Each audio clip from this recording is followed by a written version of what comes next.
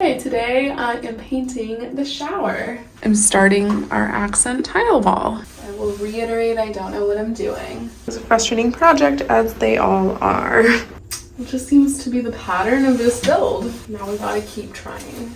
The finished shower tile. I'm Jamie, and this is Dan. We're two frugal dreamers trying to turn this 1997 International Fire Crew transport bus into the mobile tiny home of our dreams. And you've got a front row seat to all the highs, lows, and moments in between on this wild ride we call bus life. Today I am working on starting to get the shower ready. So to start, we need to waterproof this. I'm using an epoxy putty stick. I'm gonna fill the holes, let them set for an hour, and then after that, I'm gonna caulk around the top. And I'm gonna wait to do the sides because we got a special trim. I decided glove and mask. I didn't like the way it smelled, so let's figure out how to do this. And I need to knead it for 5-ish minutes. For all my fellow direction and rule followers out there, don't knead the putty stick for 5 minutes. It really only takes a minute or less to get the right consistency. Oh my god, this is already hard. Jeez, I can try this again.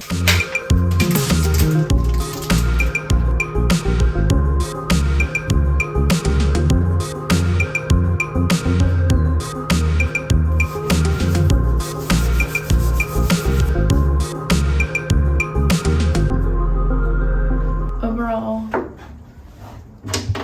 that went terribly. We'll see how they look. I think they're supposed to dry pretty quick and then cure in 24 hours. So,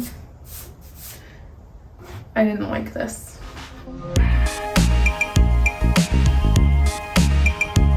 Shower top, what do you think? Oh, it looks nice. Okay.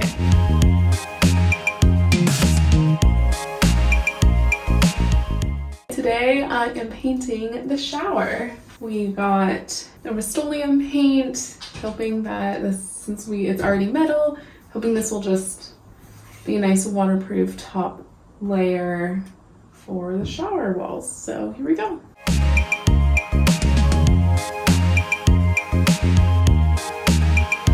So a couple days ago, I finished painting the shower. I think I already mentioned this, but I used, let's see, this Rust-Oleum protective enamel in gloss almond. This paint is very waterproof, it's oil-based, and yeah, the finished product looks really good. Painted the shower, top, the ceiling, all the sides, and now I'm starting our accent tile wall. These are peel and stick. It's like a vinyl that's waterproof and it has a stick-on back, and using my paper cutter to cut 3 tiles out at a time. That seems to fit perfectly, which is great. And then when I actually go to install it, I have 3M adhesive that I'm going to use in addition to the back peel and stick, just because that tends to peel off a lot. So we'll see if that holds better.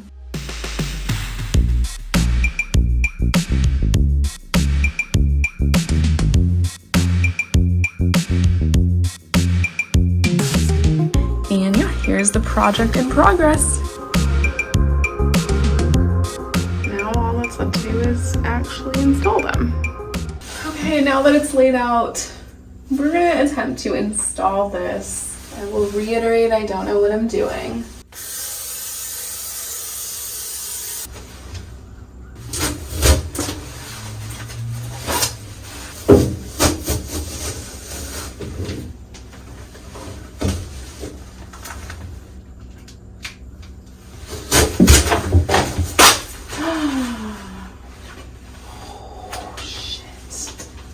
Wow. Okay, installing. We're not ready. We're not ready. Okay, I'm back. I got really frustrated and didn't record me putting this up. I took off a ton of paint. I freaked out. I'm recording. I'm gonna keep going. Take a breather. Now we gotta keep trying.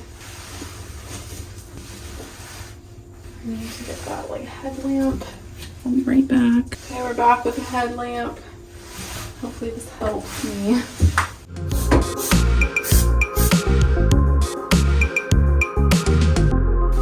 Okay, that's the process. Let's time lapse this.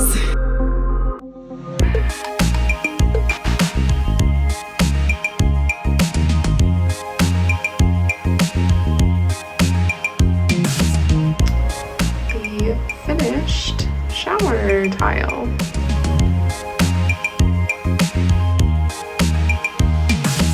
It's not too shabby. It was a frustrating project, as they all are.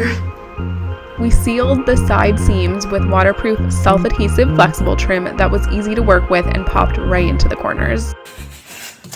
All of my really great notes. So great. This is the under cabinet panels. That worked pretty well. What is this? The toilet. Okay, I knew the toilet. Okay, this must be the... I'll take the toilet one.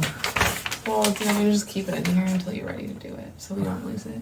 I mean, that's next up. Like today. Yeah. Okay, if you can understand it. Next up is toilet.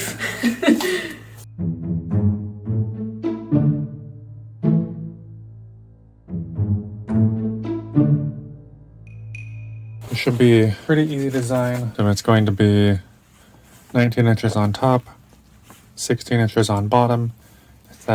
This one is actually going to be standing up vertical on its side. I'll have about 8 or 9 inches in between, 17 inches overall. 23.5 inches across. It'll be a U shape on top. The bottom will just be the 2 rungs going across. And that'll be a toilet unit. Should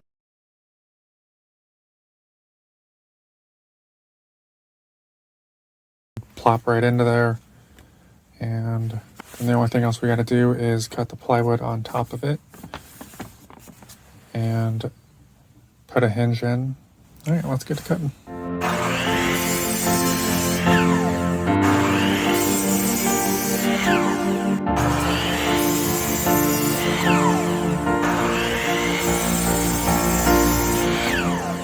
Alright, so that is top and bottom supports. These are going to go full length. 23.5 is the goal.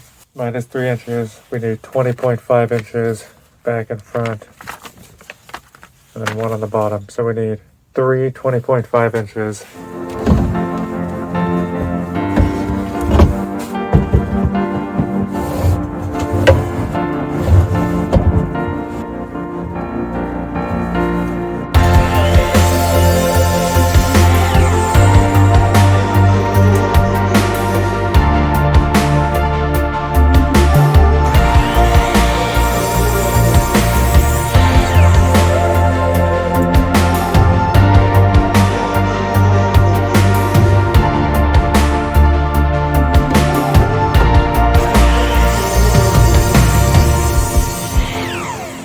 Alright, so we've got four legs to make.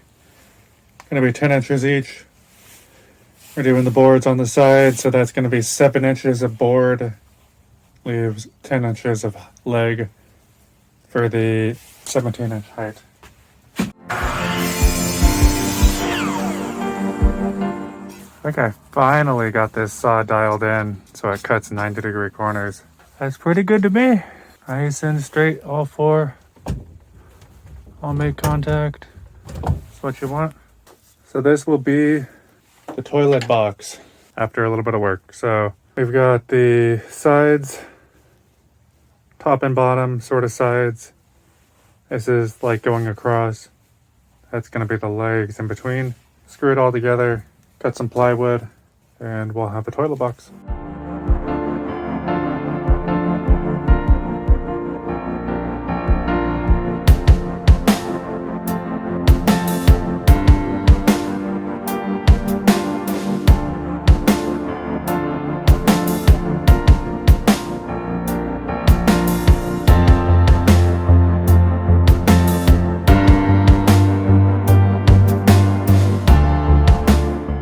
The box made,